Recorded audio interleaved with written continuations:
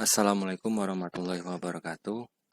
Perkenalkan, saya Aldo Alfarizi dengan NPM 18.153.11.021 jurusan Perencanaan Wilayah Kota Universitas Bung Hatta. Tujuan saya membuat video kali ini sebagai tugas UTS Teknik Evaluasi Perencanaan. Judul bahan dan kajian yang saya ambil yaitu tentang Benefit Cost Analysis dalam pembangunan infrastruktur perkeretaapian di Provinsi Kalimantan Timur, karya Mustamina Maulani, Dinda Anissa Larsati, dan Yanif Dwi Kunchoro. Berikut merupakan bagan yang terdiri dari latar belakang, tujuan, kerangka teoritis, metode penelitian, hasil pembahasan, dan kesimpulan. Untuk latar belakang, Kalimantan Timur adalah sebuah provinsi di Indonesia yang terletak di Pulau Kalimantan, bagian ujung timur, dengan luas total yaitu 127.346,92 km persegi dan populasi sebesar 3.575.449 jiwa pada tahun 2017.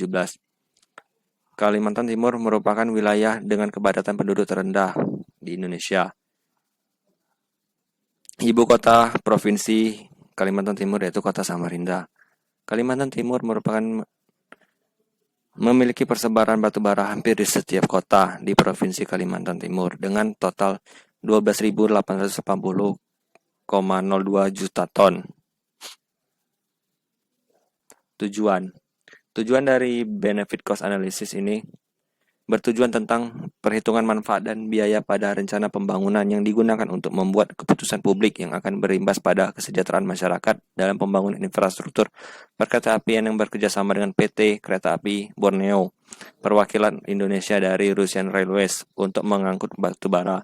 Penelitian ini menganalisis manfaat serta biaya yang diperoleh dari pembangunan kereta api tersebut berdasarkan faktor-faktor perekonomian yang diharapkan dapat meningkatkan ketahanan energi regional.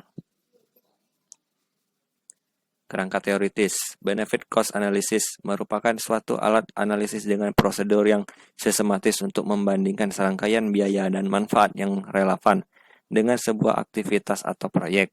Tujuan akhir yang ingin dicapai adalah secara akurat membandingkan kedua nilai, manakah yang lebih besar.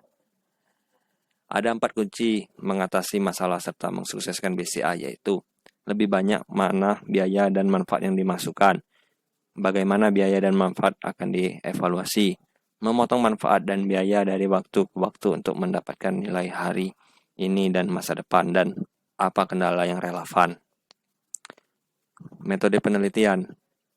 Ada 3 metode penelitian yaitu Base Connectivity Analysis yang digunakan untuk mengevaluasi penggunaan sumber-sumber ekonomi agar sumber yang langka tersebut dapat digunakan secara efisien. Yang kedua yaitu wawancara. Didapatkan dari pakar beberapa instansi yang berkaitan dengan topik penelitian. Yang ketiga yaitu kuesioner.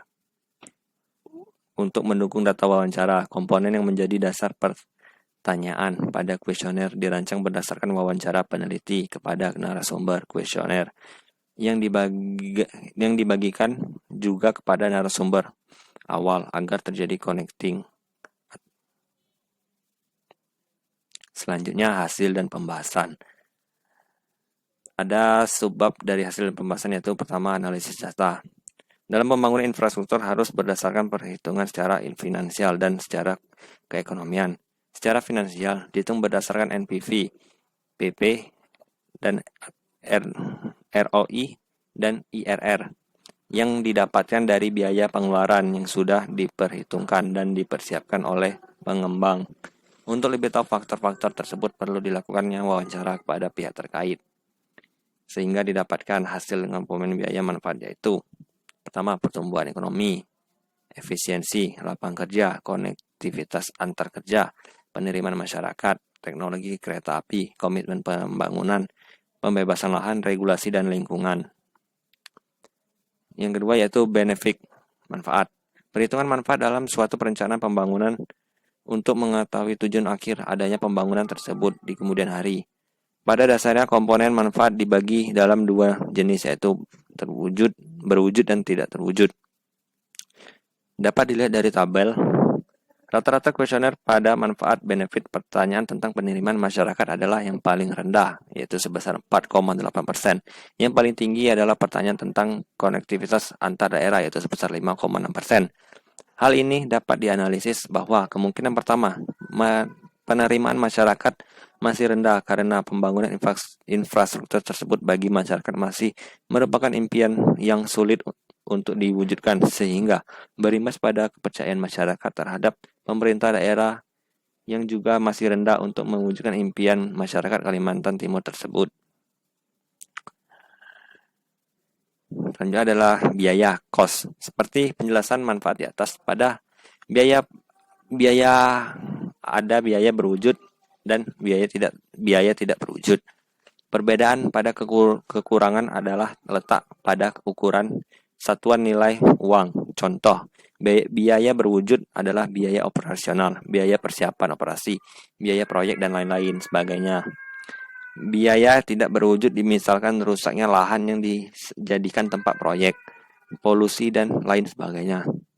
Hasil tersebut memperlihatkan bahwa biaya tertinggi yang timbul pada kerusakan lingkungan sebesar 3,0%, diikuti pembebasan lahan sebesar 2,6%. Kemudian regulasi peraturan sebesar 2,4%, dan yang terendah adalah kendala teknologi perkeretaapian sebesar 1,8%. Hal ini dianalisis bahwa lingkungan menjadi kendala utama dalam pembangunan kereta api di Kalimantan Timur. Kemungkinan kerusakan lingkungan dikhawatirkan akan mengganggu ekosistem alam secara regional maupun global.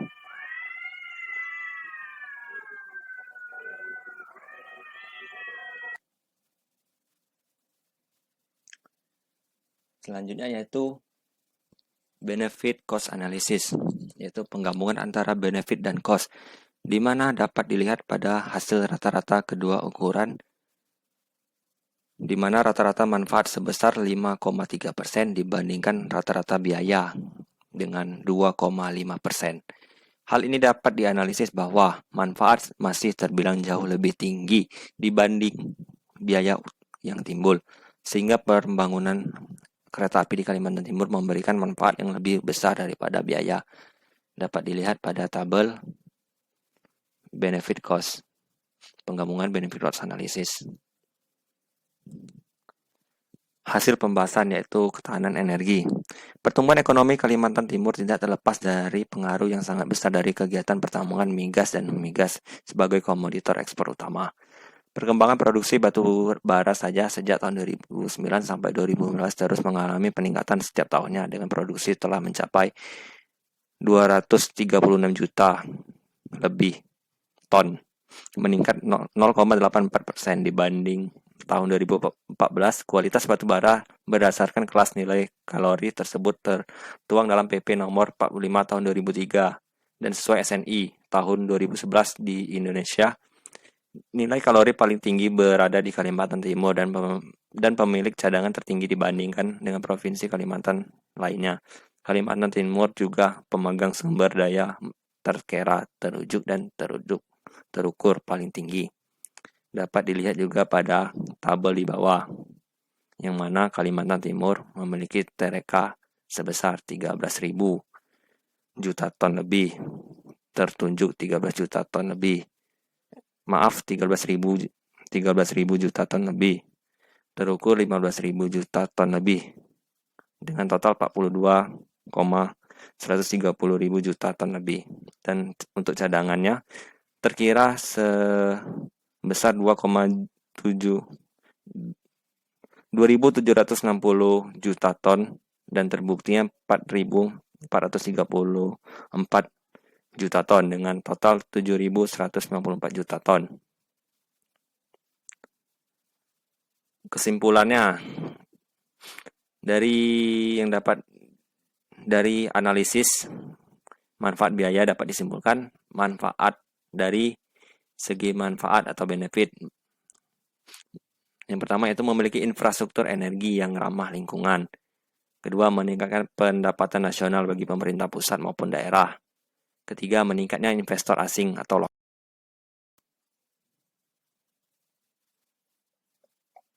Yang ketiga, meningkatnya investor asing atau lokal untuk dapat menanamkan modal di Indonesia.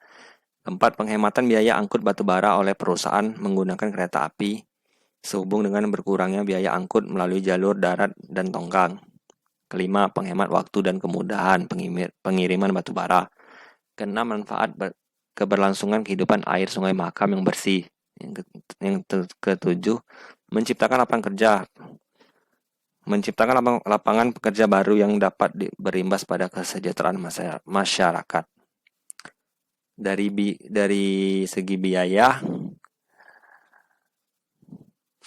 investasi yang dikeluarkan untuk pembangunan yang terdiri dari biaya perawatan, biaya operasional, dan biaya lain sebagainya.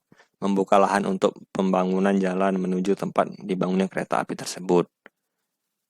Yang ketiga, peraturan pemerintah yang tumpang tindih terhadap kereta api untuk sektor batubara menjadi permasalahan yang membelit kelancaran pembangunan.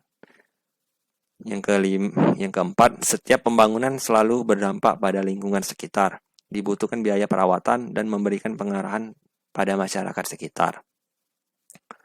Dan yang terakhir, berbagai aktivitas ekonomi. Di wilayah Pulau Kalimantan perlu memperhatikan fungsinya sebagai paru-paru dunia. Dengan adanya kereta api memberikan manfaat yang baik kepada Kalimantan Timur sehingga dibutuhkan pengawasan selama pembangunan kereta api tersebut. Dengan demikian kelestarian kawasan konservasi keanekaragaman hayati dan kawasan berfungsi lindung menjadi perhatian pengembangan wilayah Pulau Kalimantan untuk kedepannya. Sekian, itu saja video yang dapat saya jelaskan tentang cost benefit analysis untuk pembangunan